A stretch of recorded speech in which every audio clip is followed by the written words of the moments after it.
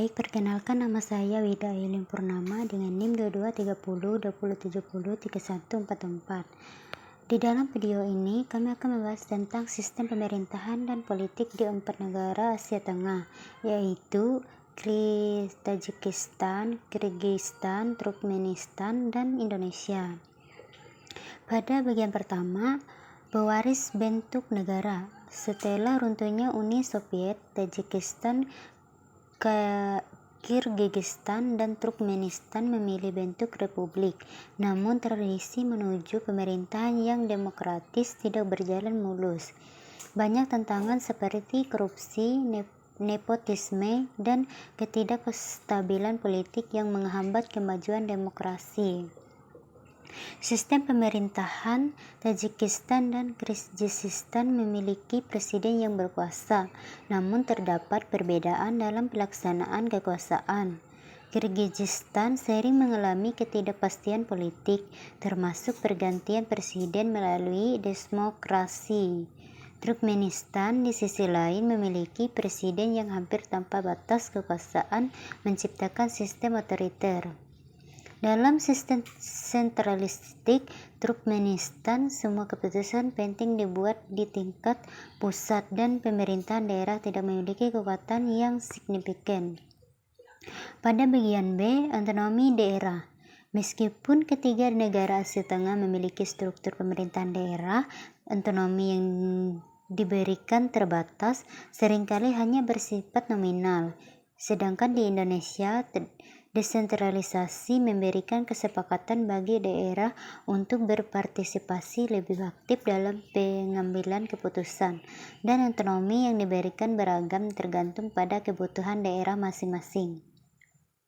Bagian C, kekuasaan kelembagaan. Secara teoritis, ada pemisahan kekuasaan di Tajikistan, Kyrgyzstan, dan Turkmenistan, tetapi praktiknya seringkali kekuasaan eksekutif mendominasi lembaga-lembaga lain. Hal ini dapat menyebabkan ketidakseimbangan dalam pengambilan keputusan dan potensi penggelaran hak asasi manusia. Perkenalkan, nama saya Artia Prodita dengan NIM 223020703146. Penjelasan selanjutnya adalah analisis faktor-faktor perbedaan di kawasan Asia Tengah. Yang pertama, demografis. Etnis mayoritas di Tajikistan, Kyrgyzstan, dan Turkmenistan menciptakan homogenitas budaya yang bisa memperkuat identitas nasional. Namun, di sisi lain, hal ini juga bisa menimbulkan ketegangan dengan kelompok etnis minoritas. Indonesia, dengan keanekaragaman suku dan budaya, menciptakan tantangan tersendiri dalam menjaga persatuan dan kesatuan. Yang kedua, geografi. Geografis negara-negara Asia Tengah yang dikelilingi pegunungan menyulitkan akses dan komunikasi antar daerah. Sedangkan Indonesia yang terdiri dari ribuan pulau harus menghadapi tantangan logistik dalam pemerintahan dan distribusi sumber daya. Yang ketiga, budaya dan agama. Budaya Asia Tengah yang dipengaruhi oleh peradaban Persia, Mongol, dan Rusia menciptakan warisan budaya yang unik, tetapi juga menghadapi tantangan modernisasi. Sementara itu, Indonesia kaya akan tradisi lokal yang beragam, yang seringkali menggabungkan nilai-nilai agama dengan praktik budaya.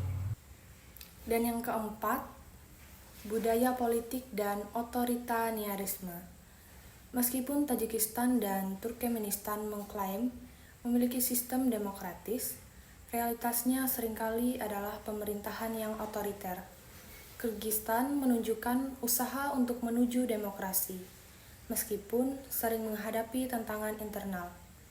Indonesia, pasca reformasi, telah berupaya membangun sistem politik yang lebih demokratis dan partisipatif. Perkenalkan, nama saya Yolanda Aditya, NIM saya 223020703145. Di sini saya akan membahas tentang ideologi.